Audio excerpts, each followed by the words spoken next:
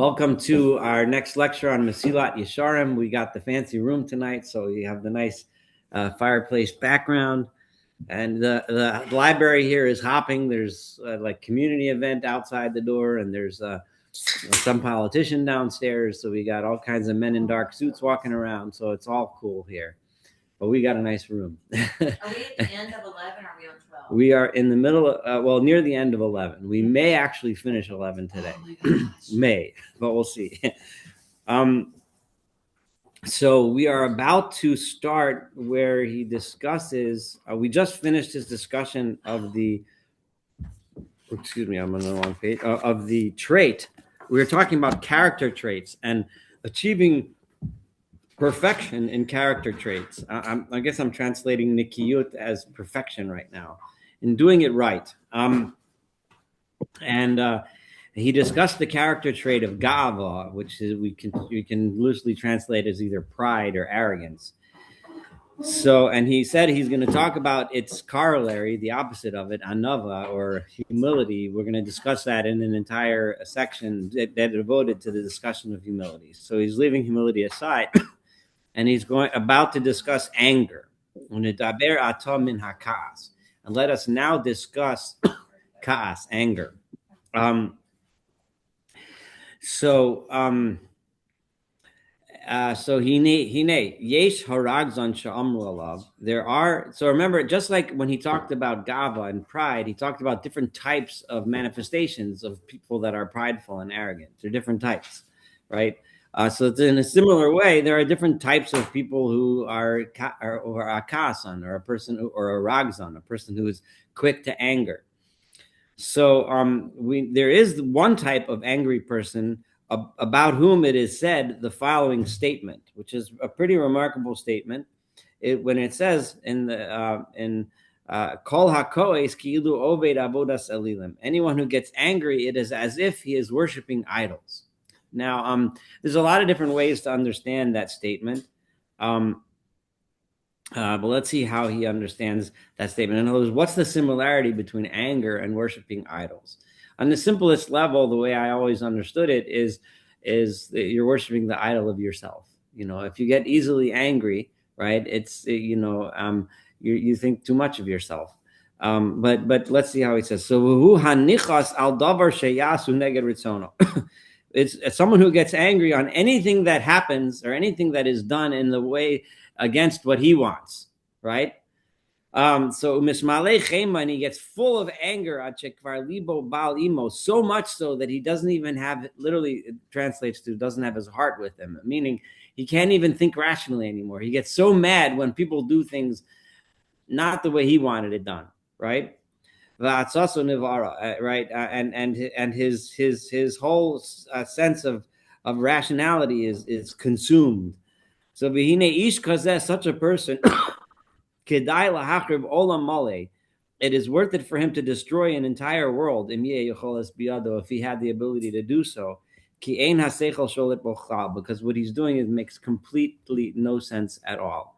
So if someone gets angry that he didn't get his way and then he takes revenge by destroying the world, it's really hard not to segue into current politics, but I'll try not to. Maven Yavan, right? He who understands or she who understands will understand. And then just destroy things. He's like an animal that is just enraged and tearing and ripping at things without any thought process involved about what he or she is destroying. All of Nemar, about such a person, it is said, Toref nafsho biapo, a person who tears himself apart in his anger, right? Tears his own soul. Halemancha te'azav aretz, because of you should the entire earth be forsaken. Such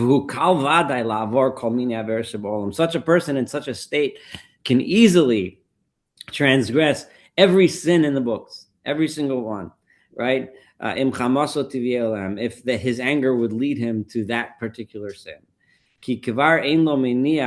Right? The only thing that is pushing him, the only thing that is motivating him is his anger. He's making decisions purely out of anger. When someone makes his decisions purely because he's mad, He's capable of any terrible and horrible thing. Wherever his anger takes him, that's where he's going to go. That's one type of angry person. And I think, we all have encountered such people. And it's, yeah. Have we encountered such people? I don't know. But we can imagine such people. We've seen them. We're aware of their existence, right? V'yesh kasan rachok mizeh. But there's also an angry person who's very different from that. A very different type of angry person. V'hu shelo al kol davar asher yivo'eu shelo kirtzono. Right? He doesn't get angry at just about every single thing, right? That happens, right? He's able to contain himself when things happen that he doesn't like, right? Im katan im gadol, whether it's a big thing or a small thing, right? However, ach v'hagio lahargish yirgaz v'igas kaskadol. But when he gets to his limit, what he can handle, he loses it, right? So this person is not an angry person in the sense that no matter what you do against him, he'll blow a stack. He can handle things for a while, but he gets to a point where he loses control of his anger. And this, we've probably come across such people. They're not always that way. You can have a nice conversation, you can disagree every once in a while, but that if you push his buttons a little too hard, he's going to go off the deep end, right? And this is also very evil, right? This is what the rabbis call kasha lichos v'kasha lirtzos. A person who is difficult to get him angry, but once he's angry, it's very difficult to calm him down, right? This is also very bad. Because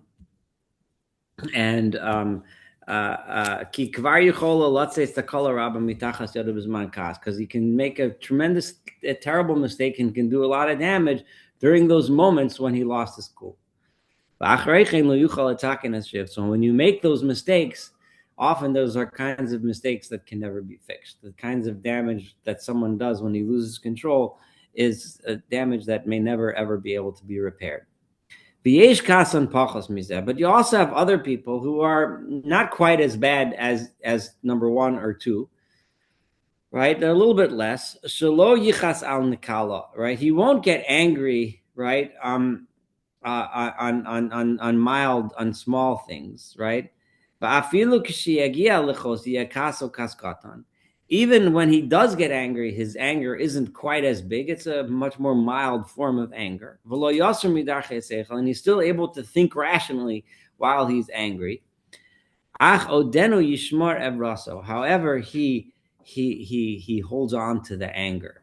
He just holds on to that grudge, right? He holds on to that anger and puts it in the back pocket, and it festers, right? So it's not as bad as the first two cases that we discussed. But this is still a person, so he's a little better off than the other guy, but he's still a guy that's holding on to that anger. He's not letting go of that anger, and it can still bring him to bad places and cause him to do things that are not right. And he's still a person who gets too angry, and because he allows the anger to change him, to make an effect on him, right? He won't let go. So it's still not in the right frame of mind. Still has not yet gotten rid of that that title of being an angry person. You have a level that even less than that, right? He's not as bad as number 1, 2, or 3.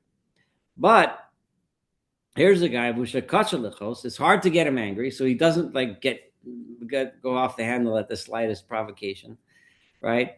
And when he does express his anger, he's not trying to destroy things or smash things or devastate things. His angry reactions are little actions.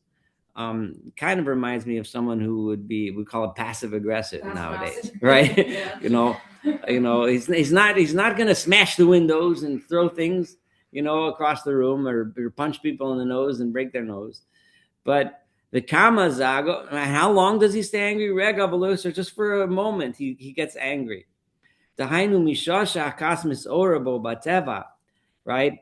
So from the moment that the anger rises up within him, right, within his nature, until even the so it's like the lasting time between when you get angry and manage to calm yourself down. There's still that time in between when you can act irrationally. This is a person who's kasha lichos v'noaler. It says it's hard to get him angry. It's easy to calm him down. This is certainly a good place to be. Right? In other words, it's not perfect, right? But it's a better place to be than the first four. I guess wouldn't be accurate to call it passive aggressive what we do today, but still, he is a person that can get angry, and even though he may not, like smash things or whatever, but there's still that moment where you could make decisions or do things despite others that are not proper, because a person's nature is to get angry. People, we naturally tend to get mad when things don't go our way. But imhu miskaber olav, right? And if you can overcome that anger to the extent shafilu b'shas hakas atzmos, that even at that moment when things are happening to you that naturally would get most people angry, right? Lo yivar harbe u'miskaber olav. You learn how to not get so burnt up with the anger, right? And you overcome it. Shafilu oso hakas hakal. Even that mild anger needs to be eradicated. That kind of person is certainly someone who deserves our praise. And the rabbis taught us Tola Eretz Al Belima, that when it says God hangs the earth in nothingness, earth is just hanging in space and nowhere.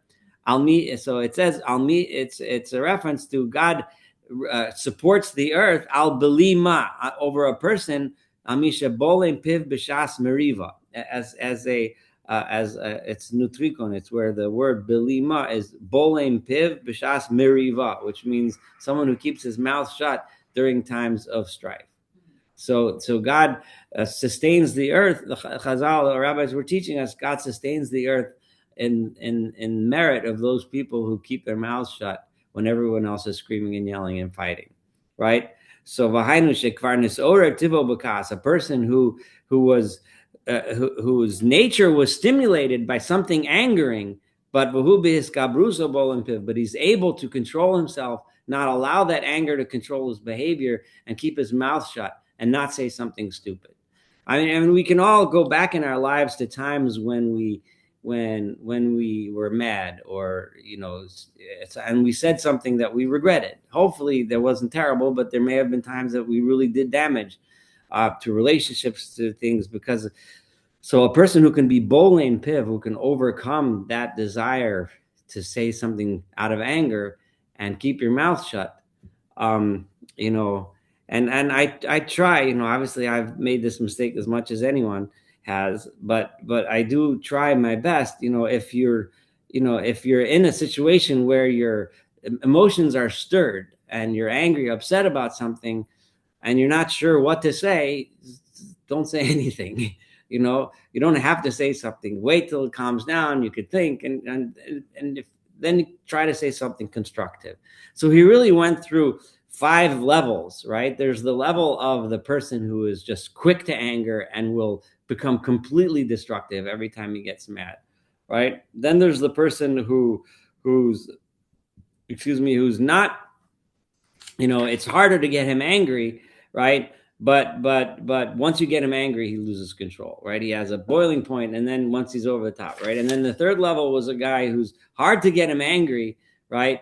But once he's angry, it's hard to calm him down. And then the other one was a person who, he gets mad rarely, right? And usually calms himself down, but there's that moment where he's not quite in control, And then there's the person who can control his anger and not allow it to get to him, and not allow it to cause his behavior to do something destructive.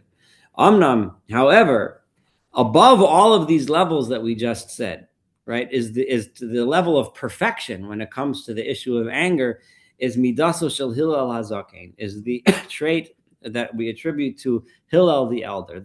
Hillel the elder is the famous sage called Hillel, famous from the Mishnah, and it's called Hillel Hazakin because there were other sages that had the name Hillel later on in history. So he was Hillel Hazakin, Hillel the elder. He transcends all of the levels which we just described. Shekvar lo haya makbid al shum davar. He was the person who never got angry about things in the first place. It's one thing that we get angry, but we control ourselves and we don't let it control our behavior, and that's good. That's fine. That's a step in the right direction. But much better is the person who learns how to not get angry in the first place. How to, even when people slight you, to and I'm not saying it doesn't mean don't get upset, but don't get angry. And Hillel Hazaken was vafilu his orus shel kas lo nasabo, and with him, right, he wasn't even stirred to anger at all. Zehu vaday hanoki minakas mikol kol. That's a person who has reached the level of nikiyut, of perfection, which is what we're discussing in this chapter when it comes to the issue of anger. So the hine, and behold, right? And some might think, well, you're supposed to get angry when it comes to holy things, right? When I see people, not keeping the Torah, or I see people denying the existence of God or some religious thing, that I'm supposed to get angry, right? People think that, that's when I should get angry. But says the Mesilat Yesharim that v'hinei this is not what the rabbis teach us. This is not what we're taught, right? Even when it comes to a dvar mitzvah, something that's a good deed, you're still not supposed to get angry. You have to stay away. Even if it's a teacher and a student, or a father and a child, a parent and a child, who, when the child does something wrong or the student does something wrong, and we know that very often that can stir anger in us, especially when they do things to spite us. It doesn't mean you shouldn't give them musar, right? This is a class in the Musar movement. Yesharim is you shouldn't rebuke them. Of course, you should correct them. Ela Yesharim, and you should go ahead and give whatever rebuke is appropriate, but do it below kas. Do it not in a situation of anger. Here he's giving some parenting advice that, of course, if the child does something wrong, he or she should be criticized, and they should be told they're doing something wrong. But it shouldn't come from a place of anger on the part of the parent. And if it is coming from anger, you need to calm yourself down first. The purpose and point is in order to teach them the right way. So if you hear someone or see someone doing something that you find objectionable from a religious perspective, it would be a similar thing, right? Like he said, you don't get angry at him or her, but from a place of love, you explain what you think they're doing wrong and how you think they could do something better. But it should never be out of a place of anger. V'yomar Shlomo, and Shlomo says, King Solomon said, "Al tevahel beruchach al lichos." Right, this is from Kohelet, from Ecclesiastes. Right, don't allow your spirit to become angry. Don't let it be hasty to anger. Because anger is in the lap of the fools. That's where it rests, and because anger leads to doing something stupid, right? Right? For anger kills the fool, right? And a foolish person, a silly person, jealousy makes him die. The rabbis teach us, this is a very famous saying from the Talmud, from Mesilat Eruvin, which it only really works in Hebrew because it's bekoso, bekiso, bekaso, right? Koso means in your cup, bekiso means in your wallet, and bekaso means in your angry. These are the three ways to get to know what a person is really like. Bekoso, how he is when he's drunk. Bekiso, what he does with his money. Is he generous with his money, right, or stingy? Bekaso is with his anger. It is the person that's quick to anger. So those are the things. In Hebrew, it fits because the three words are all similar: koso, kaso, and kiso, right? But the idea is, of course, important. And if you want to know who a person really is, these are the ways to know what a person is really like. So that's a discussion of anger. I'll stop for a second to have some vegetables, but also if anyone has questions or comments and so on. So here's a spot you can chime in. So you can get angry, it's just controlling the anger. Yes, and that's the next to best level. The best level is learning to not get angry in the first place. Is that possible? What about righteous anger? What about what? Righteous anger. For example, well, he just said righteous anger you shouldn't act upon either, right? Well, I know, but maybe you should. That's what I'm saying. Isn't there such a thing as righteous anger when you see something terrible happen and you get not according to what he just said. Fair enough. Now, this isn't the first time that he described a character trait in an ideal way, and we think to ourselves, well, maybe there should be exceptions to this rule. Like we talked about this when it came to forgiveness and other things and bearing a grudge. But let's take what he says. Remember, this is a book about ethics, so he might there may be place for anger, but from what he just said, no, there's no place for anger at all, right? If something is wrong, you should stop and think, what do I do? How do I handle this and do it in a reasoned way as opposed to from a response of anger. Okay. I'm sorry. Some people get angry when you don't get angry. Yeah, you should get angry about this. How could you not be angry? Yeah. Well, you can quote Ramchal and say, listen, he says I'm not supposed to get angry. Yeah. I think anger under his definition is like out of control. Meaning your blood boils and you can't control what you're going to do next. That's what it feels like he's saying. Like you should learn to control the emotion itself. So it doesn't control you. Yeah. It's that that's key, is that the emotion doesn't control you. But if you can get to a place where when you see something, you might be upset about it, but it doesn't anger you in that kind of way. Like you might make you sad, that people are terrible, or it might make you, upset in a different kind of way, but not in an angry, not, I guess, like you're saying, like not kind of anger that motivates a behavior. It's just so when we see things happening around us, and it's more concentrated on things that are directed at us, right? Because a truly humble person is able to overcome anger, right? Because when somebody does something to us, we recognize, it's so really something wrong with them, and it's not personal, and we don't take it personally, and we try to learn whatever lessons we can to prevent these things from happening in the future, and we take it in a humble way. We learn the lessons, and we realize that getting angry at that person isn't going to accomplish anything or achieve anything. But I think that is the question for me anyway, is how to deal with an angry person, somebody who has anger issues. Like I'll just be very candid. My sister has really bad anger issues. Like she gets so passionate, whether it's a political thing, but like she can't draw the line between passion and anger. Like she gets so mad at like anybody that would disagree with her, and that's just not helpful. Regardless of what side you're on or whatever, like you have to be able to be calm and have a conversation and, accept that some people aren't going to agree with you, and you have to like be able to cope with that. And so we've gotten into family issues because she just like gets so angry when people don't agree with her. And it's like, whoa, how do you even deal with this? Like, it's irrational. Like, the world's not going to agree with you. Right, exactly. It's just, I don't know. I don't know. I mean, the Ramchal didn't give us any advice on how to deal with other people. He's giving us advice on how to change ourselves. Yeah. But how you change someone else, I mean, I don't know. I don't know if I ever figured out on anything how to change other people. And it's not about changing them. It's about like, how do you handle yourself around someone that's out of control? Yeah, I mean, the first key thing is you don't follow suit. Yeah.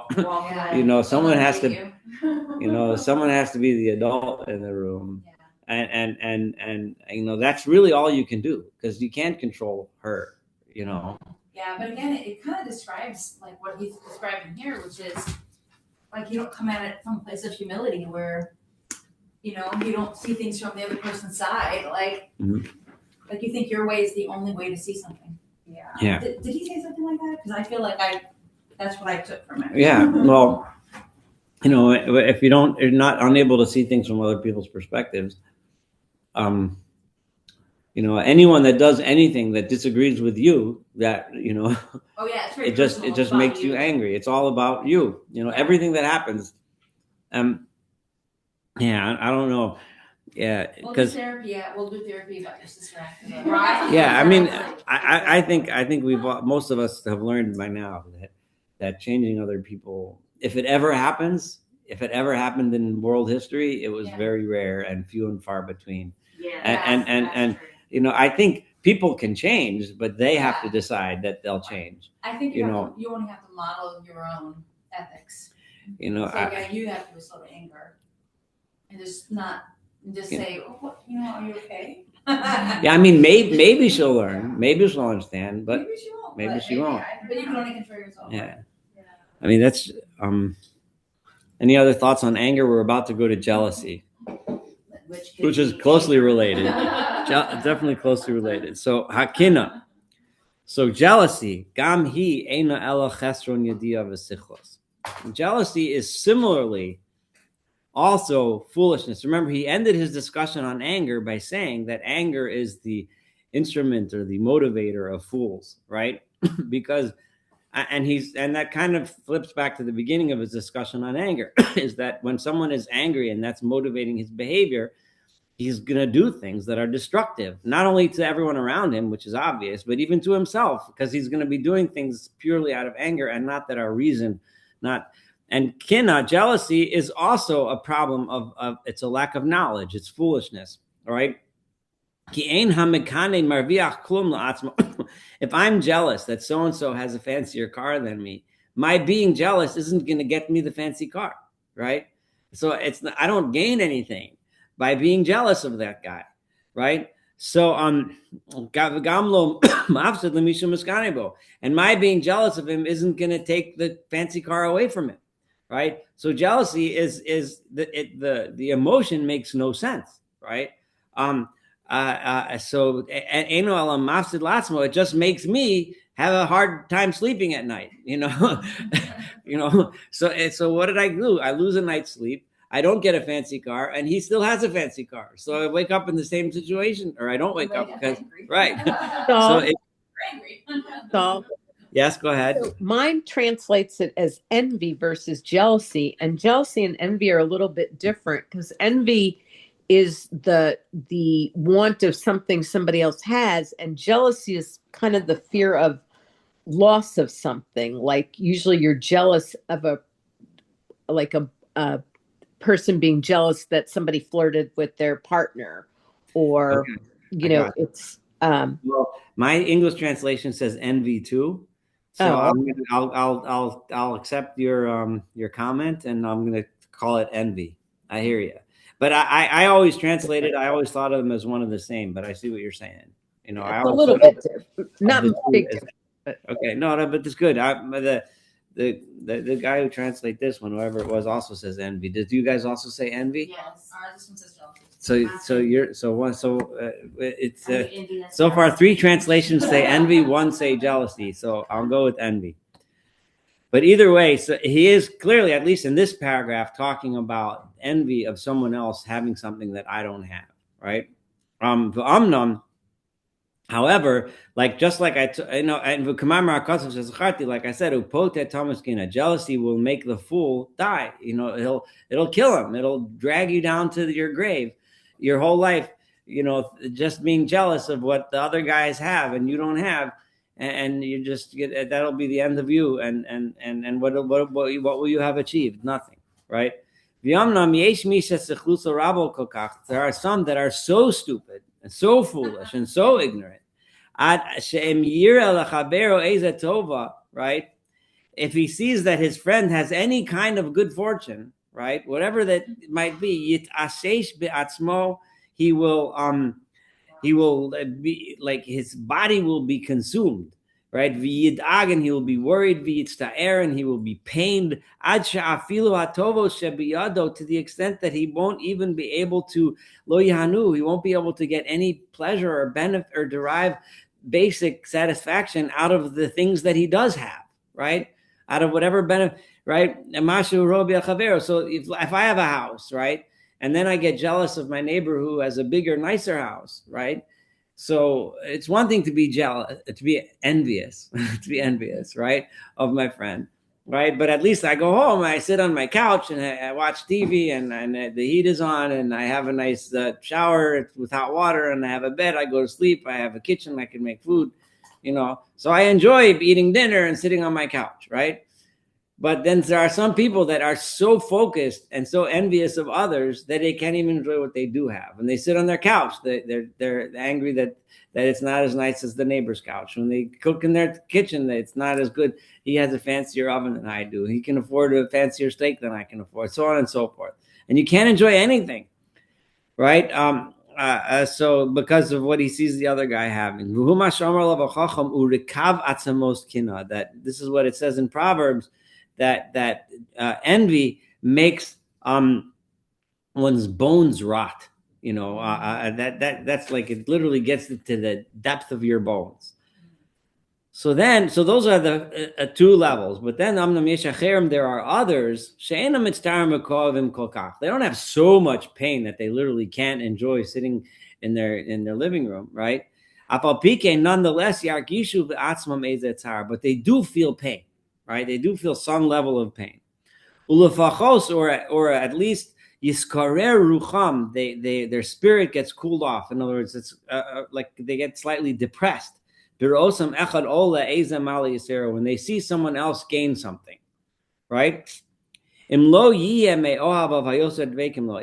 assuming that person isn't like his total best friend or lover or something like that, where he might not feel as envious of that other person. But certainly he gets upset when he sees someone else achieve something if he's not one of his close friends. Especially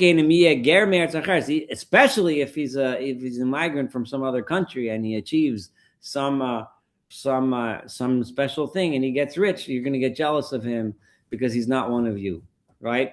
So when you see, them having a job or them having a car, and they're not one of you, that gives you pain. It makes you feel bad inside. This is another level of jealousy. Right? And you'll see, right? Even when they say things as if they're happy, and say, "Oh yeah, sure, good for him," right? But you can tell that deep down he might say, or they might even say thank you, or they might say, congratulations, but inside they're really thinking that they don't really want to congratulate him, right? But inside their heart is depressed, right? And this is something that happens to most people, right? How often do we really, the Yiddish term is to fargin. There is no good English term for this that I'm aware of. To fargin somebody something. Fargin means to truly feel good for them, right? Right?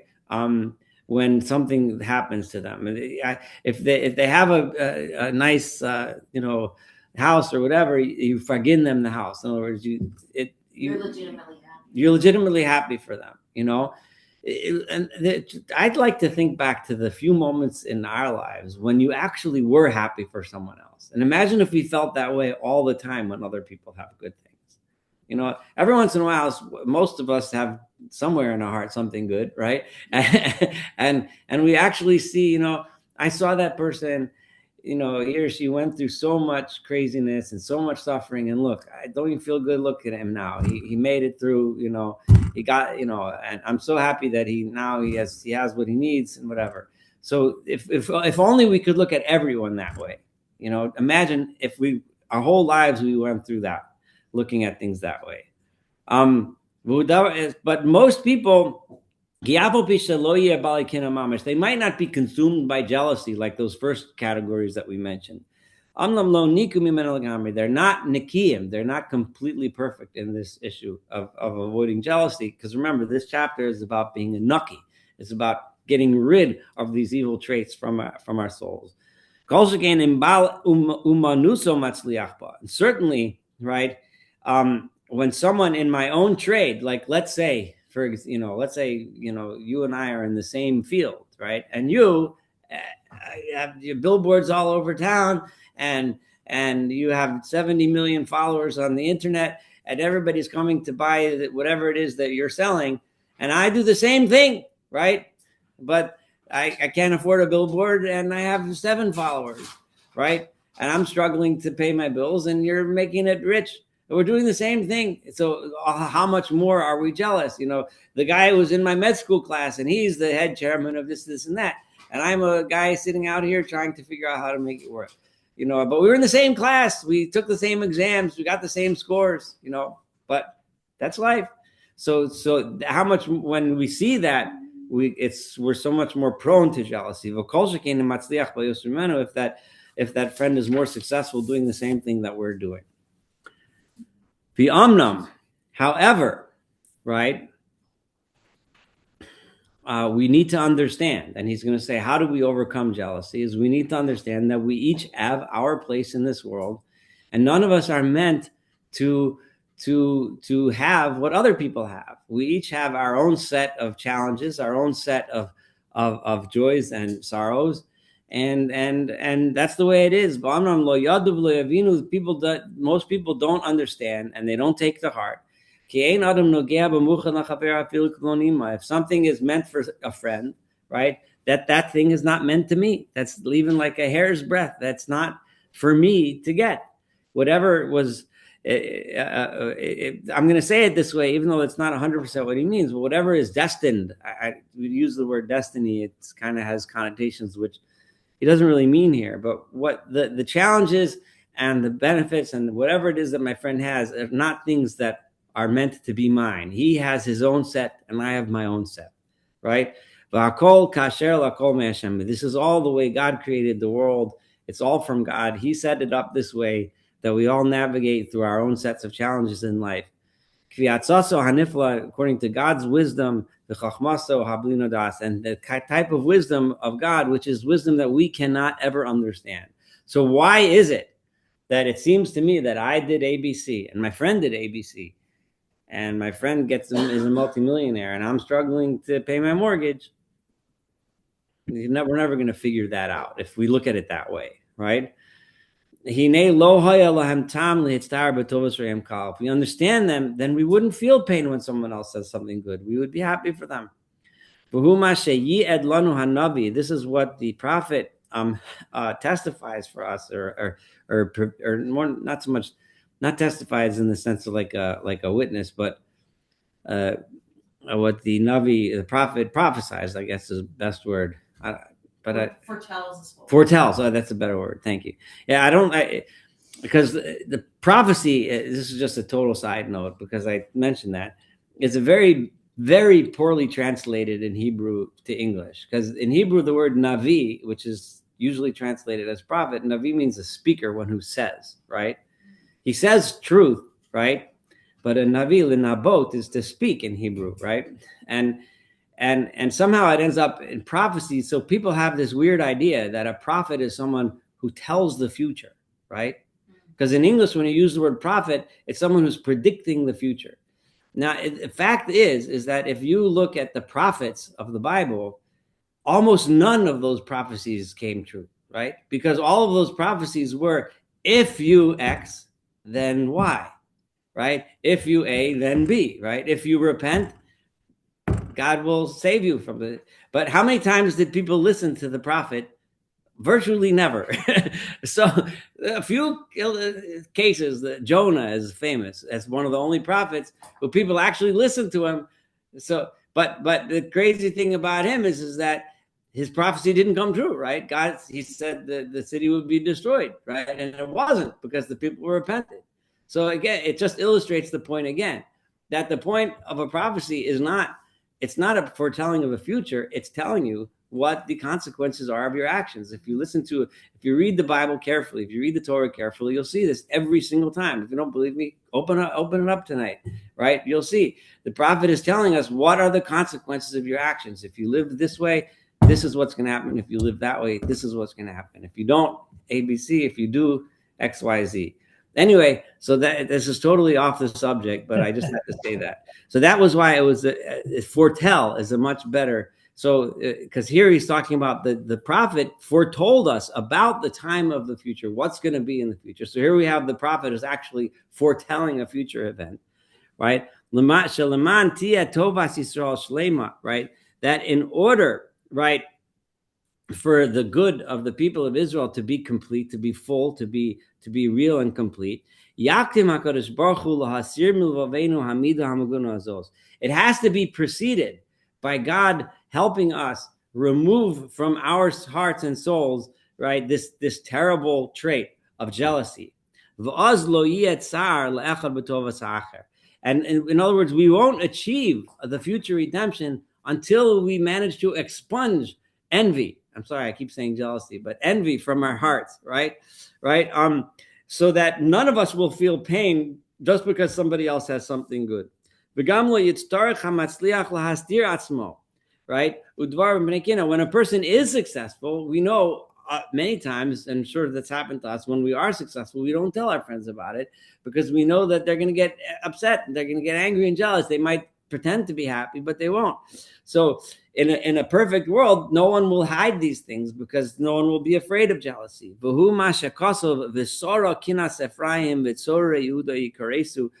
that are jealous of Ephraim, of the people of Israel, and those that make the people of Judah suffer, they will be cut off.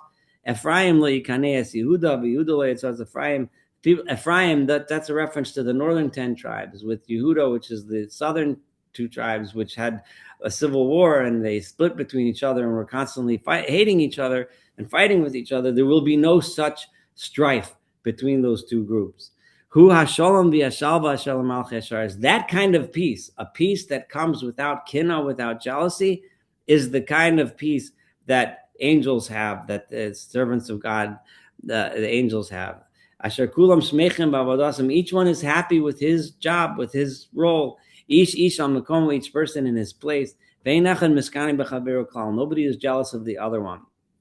Ki kulam yodim ha'emes la'amitu. They all know the truth, right? The ultimate way to get rid of jealousy is by seeking truth, right? And as long as we all can seek truth and access truth and know truth, there's no reason to be jealous of other people. And therefore, they are ecstatic about the good asher biyadim that they have, and they're happy with their own portions. V'tira, and you should, and you need to know. Okay, so this is kind of starting as another topic, so I'll stop for comments. But this is the issue of jealousy, and the key thing that he ends here with is that jealousy is the key to redemption, right? The ultimate peace on earth that we're all looking for, hoping for, praying for, will only come when we aren't jealous of each other, when one nation isn't jealous of another nation, when one person isn't jealous of another person, when we realize that we all have a role to play, we all have our place, and we appreciate what we do have. That's when the future redemption happens. And that was how he ended his discussion on jealousy. The next subject he's going to talk about is desire and lust. It's not specifically sexual lust, because we talked about that a couple of weeks ago, but just the desire for things, for good, for whatever. Well, that's next. But let's stop here for a minute and talk a little bit about jealousy, if there's any comments, observations. I'd like to register an objection for the record. An objection? Okay, fire away. He's an attorney for those that don't know. The rationale that God has distributed everything, and that we shouldn't be envious because of what we perceive. Excuse me, I got this is okay. We should be envious because of what we perceive as the unjust distribution of goods and services. Right. That is used as a rationale in many circles, including those that you can see on the news every day, that the billionaires deserve what they have, the multimillionaires, you guys who are complaining when billionaires move out of California to escape a 5% tax. They don't realize that we, the billionaires, this is the way God meant it to be. So I know that's not what they're saying here, but it's certainly used in that. I have to turn off my phone. Okay. Anyway, Okay, That's I'm going to leave the floor to respond. So go ahead. Yeah. Well, I think we're. oh, You want to say something? No, Billy, and then I would say that I think people wouldn't be have such negative feelings towards it if people weren't suffering as a consequence. So I'm more thinking about what it means to my brother than what it means to this other person. Like if they're being selfish about the needs that they have, kind of. like what can I if I paraphrase it, tell me if it's what you meant. Like it's not. It's one thing to be happy about someone else's fortune, right? But if their fortune comes at other people's expense, Misfortune. Yes. then it's a different ball game. Yeah, it's Right? the misfortune that others feel. Right. So if like he said about the two people that have the same profession, right? It's one thing if he happens to be more successful than me. It's another thing if he's successful because he's stealing my customers, or doing something underhanded or something But illegal. then that's a little different than being envious of somebody. Right. Exactly. Right. If they're doing, then there's a grievance. I mean, that's a little bit different. Yeah. Yeah, I think that's definitely one important response. Yosef, I think you wanted to say something. yeah. So I've waited, I guess, 3 weeks now to answer Jeff's question. I was going to answer in private, but I think this is appropriate. okay. I had very, very angry growing up. I started being very angry when I was 10, and the whole world was wrong, and I was, of course, right. And so, I definitely recognize this. But what Jeff actually asked, what we did about it was, I bottled it, literally. I am now a member of AA for the last 13 years, but before that, I didn't even know that I had a choice. And that's what I did with my anger and with my pride and with my, I'm right and you're all wrong, and since I can't do anything about it and I can't control you, even though I probably want to, then that's it. So it also applies to what we talked about last time, which was about leadership and finding ourselves in a very lonely place, because we know that on the one hand we're not allowed to hurt other people's feelings, but on the other hand, they're sometimes causing grief that in our position of leadership, like this example about the two businessmen, can be very easily solved. The rabbi, gabbai, whatever, can go over to the two people and say, "Listen, Hashem already promised whatever promise He'll give you this year. If you honestly, like you said, Saul, if you're honestly just better, then fine. But if it's because I'm stealing your customers, then it's our job to not say it publicly because that will be against halacha. But we are obligated to not keep that inside because we have to do halacha, right? So Yeah. So it's and the key is not taking those actions out of jealousy, right? But doing it because it's the right thing to do. Like we said, similar with anger. It's don't do it out of anger. Stop, think, and then do the right thing. I think, you're going to say something? Or? Me, Yeah.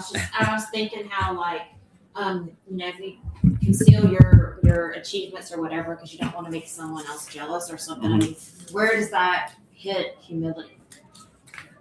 Do you know what I'm saying? Like, can you just be a humble person so you're not going to brag? Well, in a world without jealousy, you can be humble, and it's not bragging. Yeah. Right. Like something is only being perceived as bragging because in a world where everyone's vying to be better than everyone else, right? Yeah. But in a world where it's not about being better than the next guy, it's just about being happy in your own lane. Yeah. Then there's then humility doesn't lead to not talking about your achievements. Mm-hmm.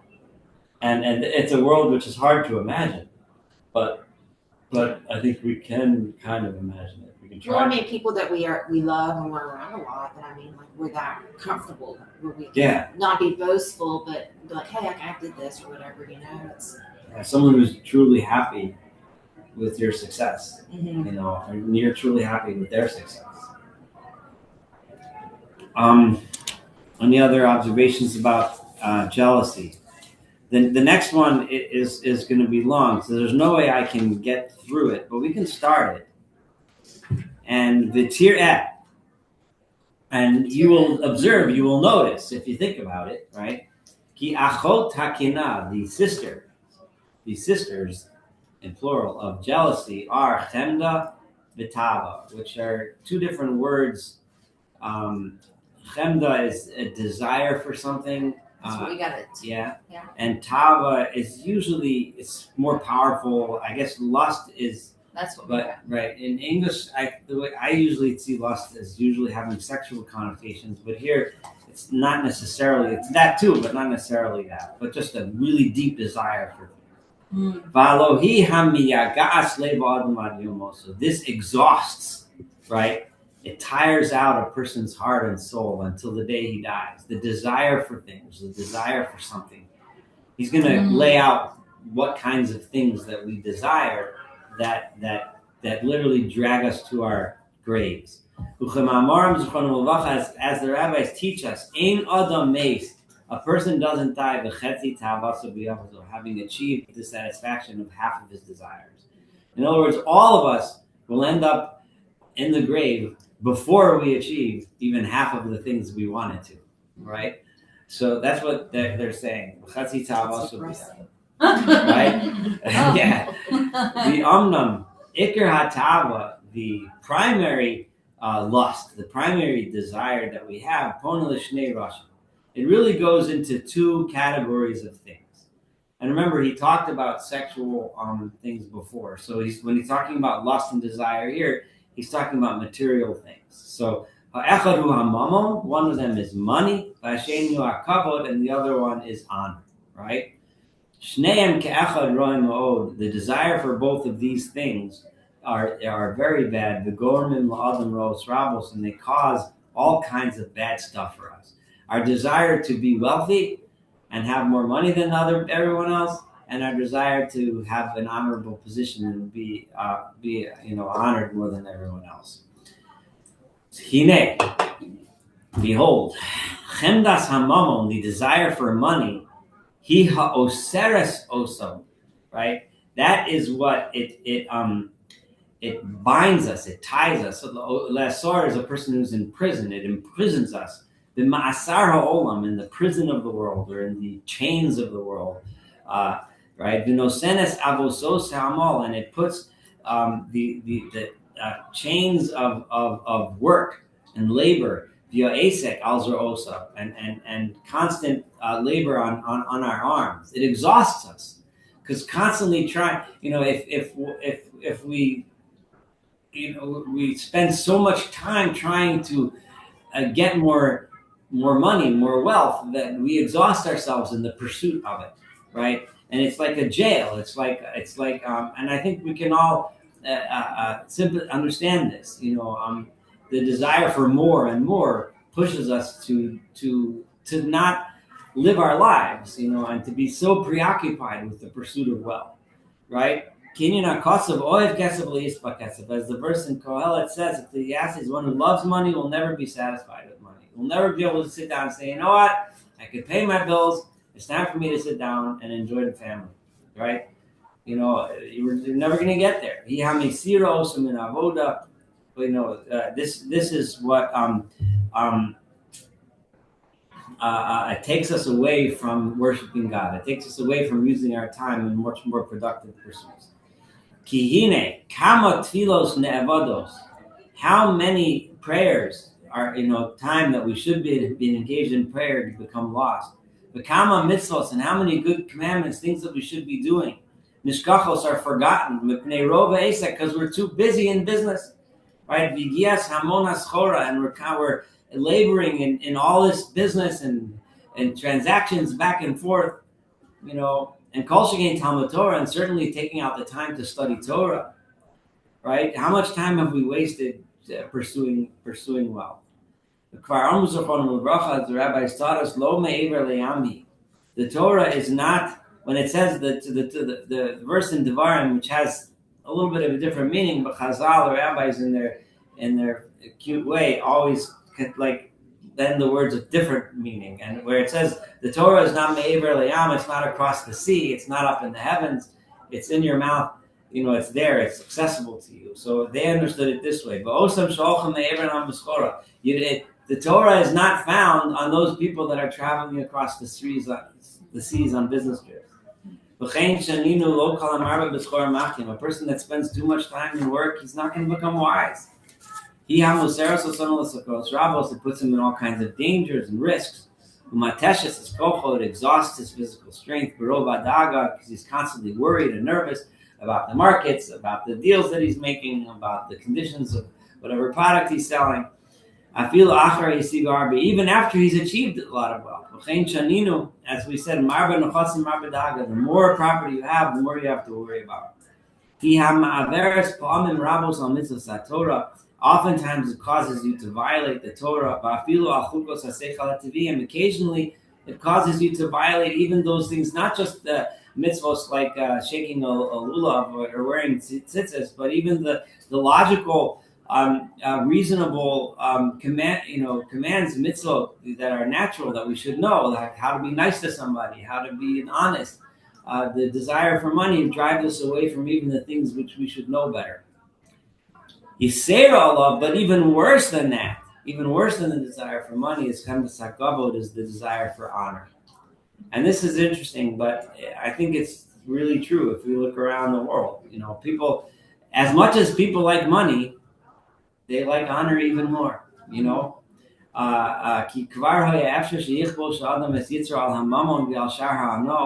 A person might succeed in having enough property, enough wealth, right?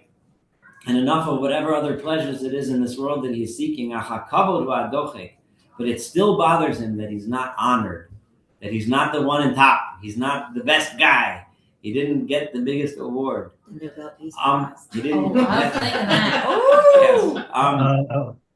Yes. Is the Nobel Prize part of that? That's what somebody said. Yes. Because he can't see himself ever be in any way less than the next guy, right? It can't possibly be that there's someone else out there who's better than him in something. So many people have stumbled on this and became ruined because of it. And then he's going to bring examples,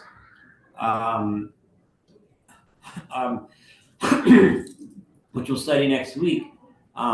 It's worth while reading the story in Melachim, in the book of Kings 2, the story of Jeroboam, which led to the split in the kingdom of Israel, and how his desire for honor was the driving force that caused the split in the nation, and what eventually ended up in civil war and disaster, which arguably the repercussions continue to this day. And Jeroboam was his pursuit of honor. That's the example he's about to give, but we'll do that next time because we're about to hit our time limit. But if there's any comments, I'm opening the floor. These are comments, and the recording is still going. Just so you know. And if everybody's good and there's no questions, we'll God willing, we'll see you all in 2 weeks. I guess it's the 3rd of February. Yeah, 3rd of February. All right. Oh wait, there is a question, Yosef. Go Not ahead. a question, a remark. That for the last 24 hours, the whole yeshiva has been studying Kas. Not anger. Last night in Rabbi Tzal's class, and there was even a kerfuffle between him and was it Kerfuffle, you're not supposed to be kerfuffles if you're meaning about anger. But okay. Anyway, and then we talked in Rashi class today about Moshe's Kas on Paro. It says that he left Bachoriaf, and so anyway, it's great that we all are in sync. We're all on the same page. There must be a reason. God must have been teaching us about anger, because unfortunately, there's too much of it in the air. That's For sure. All right. Yes, All right. Everyone have a wonderful evening. Thank you all for coming. Thank you so. Yes. Mhm.